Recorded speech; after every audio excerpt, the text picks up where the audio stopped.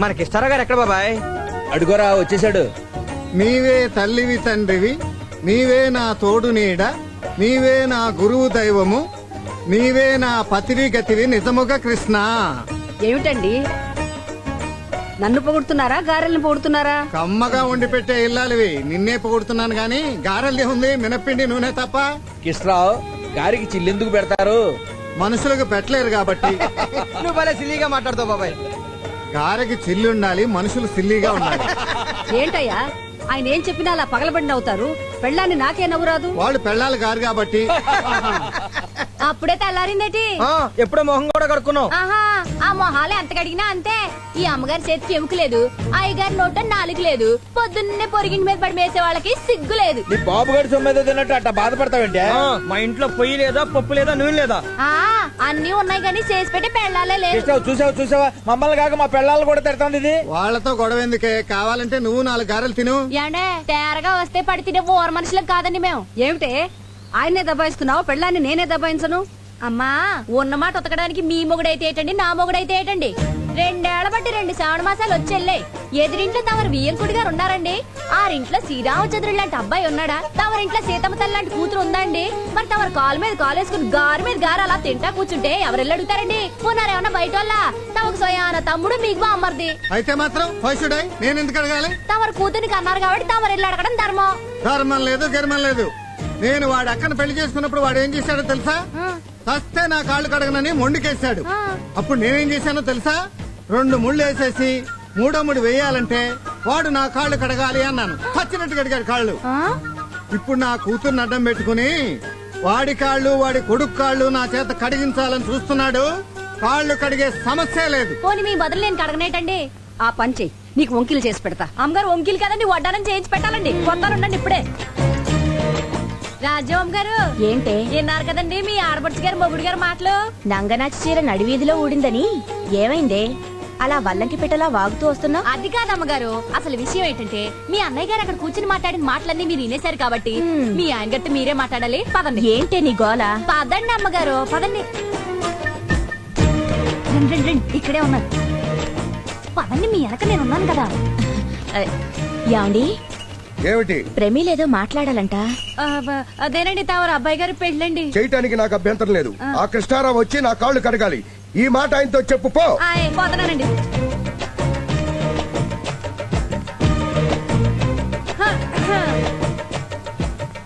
మీరు వచ్చి ఆయన గారు కాళ్ళు కడగాలంటండి, అప్పుడే పెళ్ళంటండి. అయితే ఈ పెళ్లి క్యాన్సిల్. అయ్యి బాబోయ్, అంత మాట అనేసారేంటండి?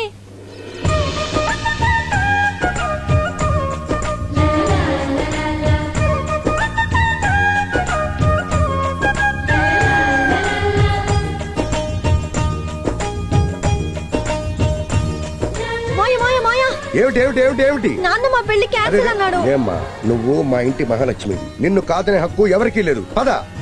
రాజ్యం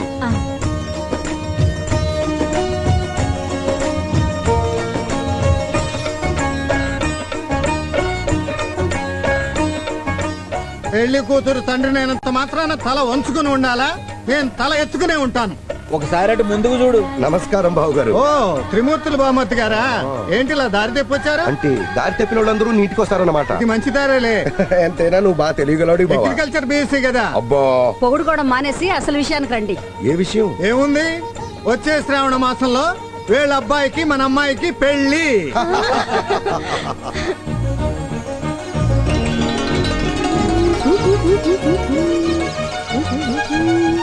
ఏయ్, ఏం చేస్తున్నారు ఇద్దరు? ఎప్పుడు మీరిద్దరు ఇలా ప్రేమించుకోవడం కాదు, ఇద్దరు విడిగా ఉంటే తెలుస్తుంది నా బాధ. నాకు మా బావకి పెళ్లి కుదిరింది. చిన్న సాయం చేయవా చిలకమ్మ? నా కోసం మీ ఇద్దరిని కాసేపు విడదీస్తున్నా. మా పెళ్లి గురించి సరాసరి హైదరాబాద్ వెళ్ళి బావకి చెప్పు. నువ్వు బయటకు వచ్చేయి, విమానంలాగా స్పీడ్ గా వెళ్ళిపోయి చెప్పు. ఇదిగో, నువ్వు మర్చిపోతావేమో, నాలాగా నీకు కూడా కొంచెం మతిమరుపు ఎక్కువ. అందుకే ఉత్తరం రాస్తాను, నీ రెక్కల మీద రాసి పంపిస్తాను. బావా మన పెళ్ళి కుదిరింది. వెళ్ళవే వెళ్ళు, త్వరగా వెళ్ళు.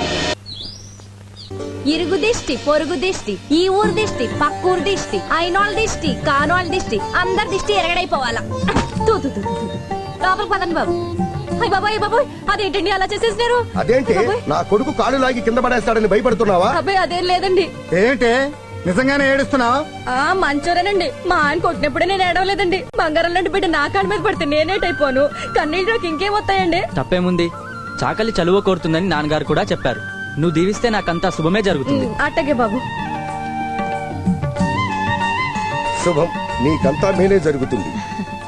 నా ఆయుష్ కూడా పోసుకుని 100 బతకాలి. అవునరా, అందరికీ నమస్కారం చేశావు. నా కూతురంటే ఆ మాత్రం గౌరవం లేదా నీకు? ఎందుకు లేదు మావయ్య? మరి అమ్మాయి కాళ్ళకి నమస్కారం చేయి. అయ్యో చాలే ఊరుకోండి. వేళాకోలానికైనా అద్దుపద్దు ఉండాలి. నేను అమ్మాయి కాళ్ళకి నమస్కారం చేయమంది మన గొప్పతనం చూపించుకోవడానికి కాదు. అమ్మాయి అంటే తనకెంత ఇష్టమో అందరికీ తెలియజేయటానికి, తన కాబోయే భర్త ఎంత మంచివాడో మన అమ్మాయికి తెలియటానికి. పదం లోపలికి. ఏ నాన్న, మామయ్య గారు అమ్మాయి మహాలక్ష్మి అంటే నీకు ఇష్టమేగా? ఇష్టమే నాన్నగారండి. మీకు ఇష్టమైనవన్నీ నాకు ఇష్టమే. ఈ శ్రావణ మాసంలోనే మీ ఇద్దరికి పెళ్లి జరిపిద్దాం అనుకుంటున్నాను. నీ చదువుకేమి ఇబ్బంది లేదు కదా? చదువుకేం ఇబ్బంది లేదు నాన్నగారండి. వెంటనే పెళ్లి చేయకపోతే మీ వాడు ఇబ్బందిలో పడేట్టున్నాడు. పంతులు గారిని పిలిపించి ముహూర్తాలు పెట్టిస్తే సరి. సుబ్బారావు ఇలా ఇది పట్టుకో. ఏమండి ఒకసారి చెయ్యలేమండి, చెయ్యలేమండి. ఎందుకయ్యా? ఇవ్వండి చెప్తాను. సెకండ్ ఆడపిల్ల తంటే అణిగి మణిగి ఉండాలంటారు. తమరు అగ్నిపర్వతం అండి. మగ పిల్లాడి తండ్రినే కాళ్ళ బేరానికి తీసుకొచ్చారంటే మీరు అసాధ్యులండి బాబు. పొంతులు, మా కిష్టరావు స్టైలే వేరు. స్టైల్ అంటే మామూలు స్టైల్ కండి. బావమరిది చేతే భరతనాట్యం వాడించారు. ఆ, మా బావమరిదిని కలిసావా? ఆది పురుషులు మిమ్మల్ని కలిస్తే చాలు ఆ ఉత్సవ విగ్రహాన్ని ఎప్పుడైనా కలవచ్చు. మా బావమరిది నిజంగా ఉత్సవ విగ్రహమే. కాకపోతే ఏమిటండి, ఓ నిమ్మ కూరంతా నోరేసుకరవడమే గాని అసలుకింత బ్రెయిన్ కూడా లేదండి బాబు.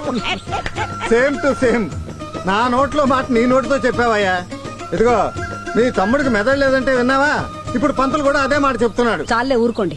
ఎప్పుడు మా తమ్ముడు అంటే మీకు లోకువే. 100% లోకువేనమ్మా. ఓ చెంపల నిండా మీసాలు పెంచుకుంటే సరిపోయిందా? వెర్రి వాడుకున్నంత వ్యవహార జ్ఞానం అన్నా ఉండద్దు. మీ తమ్ముడికి బుర్ర తక్కువ అని చెప్పడానికి చింతిస్తున్నాను. తక్కువేంటయ్యా, అసలు బుర్రే లేదుగా. అసలు బుర్రే లేదని చెప్పడానికి సంతోషిస్తున్నాను. ముందు ఆ సోది ఆపి ఈ గారెలు తిని పిల్లల పెళ్లి గురించి ఆలోచించు. ఆలోచించేది ఏముందండి, పిల్లల జాతకాలు రాయించాలని తమ్ముడు గారే కబులు చేశాడు. అడుగో, తమ్ముడు గారు మాటల్లోనే అయ్యా వచ్చేసాడు. నమస్కారం. నమస్కారం. రా తమ్ముడు, గారెలు తిందు గాని. ఎందుకు లేక నా వంతు కూడా మీ ఆయనకి పెట్టేయి. ఇల్లి గారు ఊరించేస్తున్నారండి, ఏం చెప్తాను? ఉల్లిగారెల సంగతి తర్వాతయ్యా. ముందు మనం మాట్లాడుకున్న విషయాలు మా బావమరిదికి చెప్పు. ఏ విషయం అండి బాబు? అవేనయ్యా, మా త్రిమూర్తులు రాకముందు ఇతని గురించి మన ఇద్దరం మాట్లాడుకున్న విషయాలు. మనమేం మాట్లాడుకున్నామండి బాబు? ఎందుకులే బావ, ఆయన మర్చిపోయినట్టున్నాడు. నువ్వు చెప్పేరాదు. నిమ్మ కూరంత నోరేసుకుని అరవటమే గాని నీకు పెసరగిందంత బ్రెయిన్ కూడా లేదన్నాడు. కరెక్టే అన్నాడు. ఆ, ఇంకా ఏదో అన్నాడే. ఆ, గుర్తొచ్చిందా? చంపల నిండా మీసాలు పెంచడమే గాని పెరివాడుకున్నంత వ్యవహార జ్ఞానం కూడా నీకు లేదట. నీకు అసలు బుర్రే లేదట. దానికి సంతోషిస్తున్నాడట. లేక ఆయన అన్నాడు, నేను విన్నాను. ఏ పంతులు,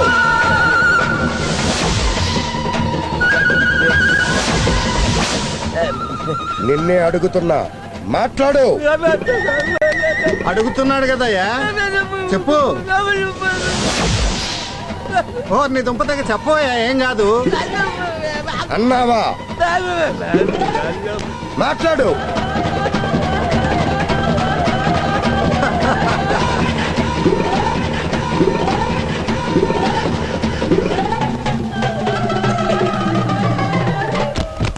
పంతులు గారు పడిపోయారు. అయితే పొంతులు వాటా కూడా మందరా లాగిచ్చు. ఎరా, పొంతులు పోయాడంటావా? పోయే ఉంటాడు. పంతులు గారు, పంతులు గారు, మిమ్మల్నే. అమ్మా ఆ? అంటే మీరు మూర్చపోలేదన్నమాట. అమ్మా మీకు దండం పెడతా, నేను స్పృహలో లేననే చెప్పండి. కావాలంటే గుడికి 4 రోజులు సెలవు పెట్టి మీ ఇంట్లో ఊడిగం చేస్తా.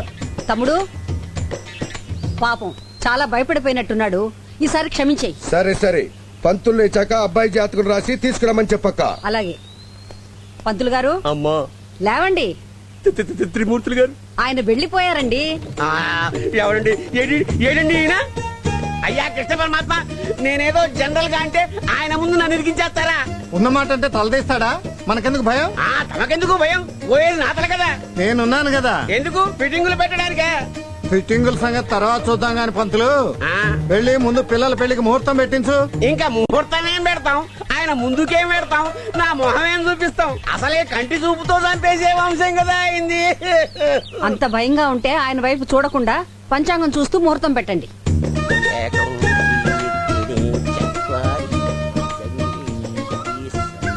ముహూర్తాలు పెట్టేలోగా ఇచ్చిపుచ్చుకోటాలు మాట్లాడుకుందాం. అదేం లేదు బావోయ్, అబ్బాయిని ఇచ్చుకుంటాం, అమ్మాయిని పుచ్చుకుంటాం అంతే.